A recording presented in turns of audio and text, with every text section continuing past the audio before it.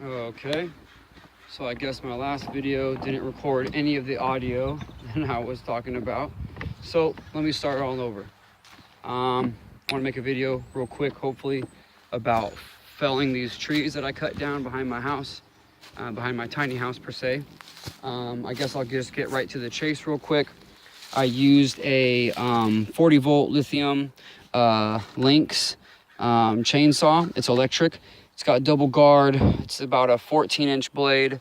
It's got these really handy batteries that have a really cool battery level. So it'll show you how much battery life is left. You can't really see it because it's super bright out here. But it's brushless motor, has a nice little window right here so you can see how much oil you got in it.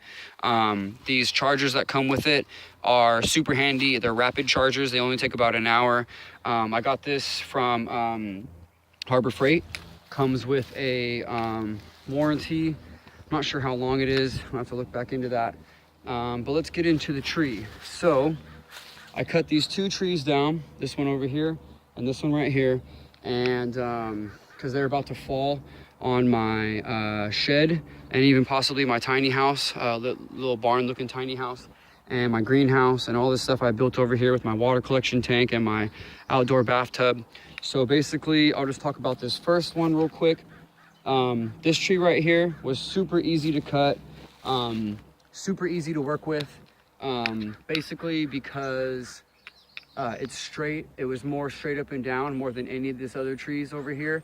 A lot of these trees, especially this one here that's still up, has really bad leans in them, and they needed to be cut down like immediately because the snow that we had here in Oregon this is 2019. It happened about in March.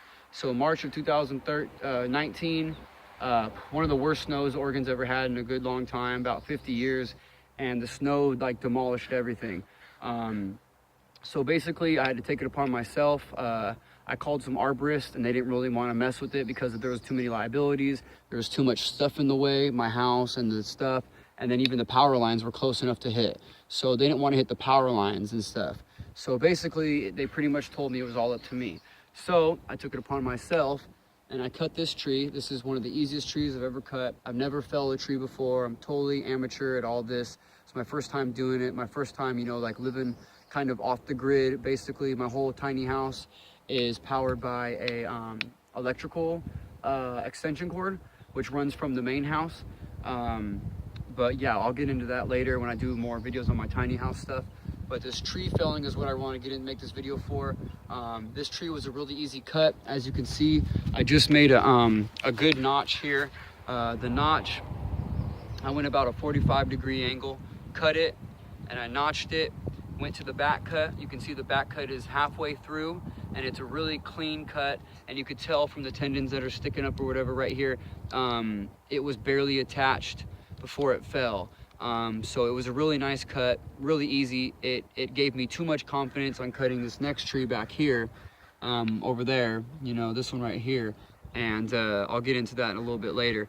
But this tree right here, when I cut it, you can see the tree just fell perfectly right up the hill.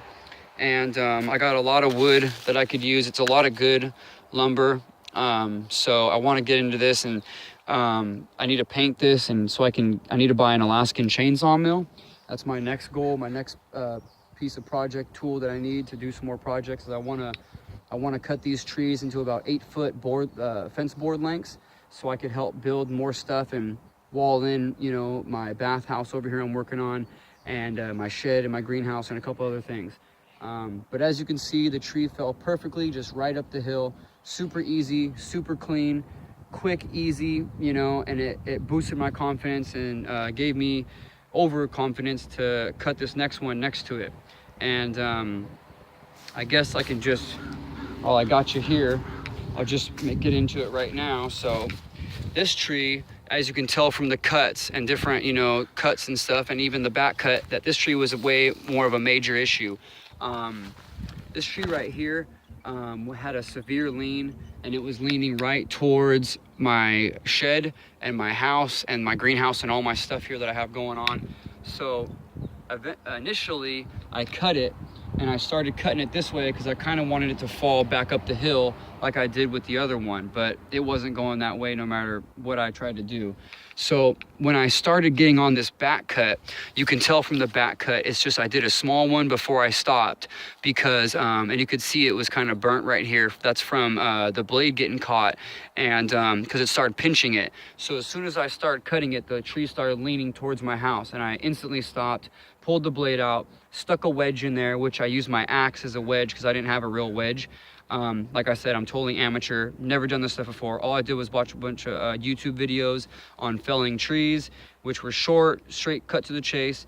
But anywho, once it started falling the wrong way, I basically lashed the tree up with a bunch of old rope I had, and I tied it up to different trees up at the top here of the hill. I laced it up over there, and I laced it up to another trees over here behind me. Basically, it sat there for about 3-4 days. It felt like a week, but I sat there and I was losing sleep over it because I literally had a tree about to fall on my house, and I'm sleeping in my house. So it was a real rough week, and it was raining really hard, and the tree was leaning more and more and more, and it started cracking and started what's that called, where they're like chairing, or it's something like I forget what it's called, but it basically started snapping, and the tree started going the wrong way, the opposite way of what I cut. So it started falling on the back cut side, which was really bad because it was gonna fall in the direction I didn't want it to go. So with the help of some friends and a couple new tools that I bought from Harbor Freight as well, I lashed up the tree with some heavy duty car straps, which my friend brought over. And then we hooked it up to a 8,000 pound, or 8,000, yeah, 8,000 pound hand crank winch. And then what we did is we basically, see how this tree is right here? The tree started falling this way, and it got basically past this tree so that I couldn't fall it this way, or it was never gonna go back this way. And I called the arborist. Arborist didn't want to touch it. You know, he said he didn't want to have nothing to do with it. It was too much of a liability. So basically with this tree here, once we lashed it up and we had people up on the hill, we had the crank system, and I'll show you that in a second. We cranked it up past this tree so I can cut it and let it fall this way. And as you can see, all the trees behind me on the ground, that's where it went. It fell perfectly this way along the hill. And so I've been kind of cutting it up here and there to try to get some wood and stuff to use for pieces for more projects and all that. But you can tell, you know, it was a good, decent sized tree. Wasn't the biggest, but it definitely wasn't the smallest. And you can see it fell all the way up here, pretty close to the power lines too. I'm glad I cut it like just perfectly, barely perfect. But while I got you here, I'll show you that crank system that I built. And you can tell these trees are like really close to the house, and they were all really close together, bunched together, and they're leaning right over my shed. You know, this pallet shed I built from scrap pallets. But this is the cable winch puller I was telling you about. I bought this from Harbor Freight as well. It's a Hallmaster 8,000 pound capacity cable winch puller, and basically we just hooked it up one side to a steel cable, hooked it up the other side to the heavy duty car straps.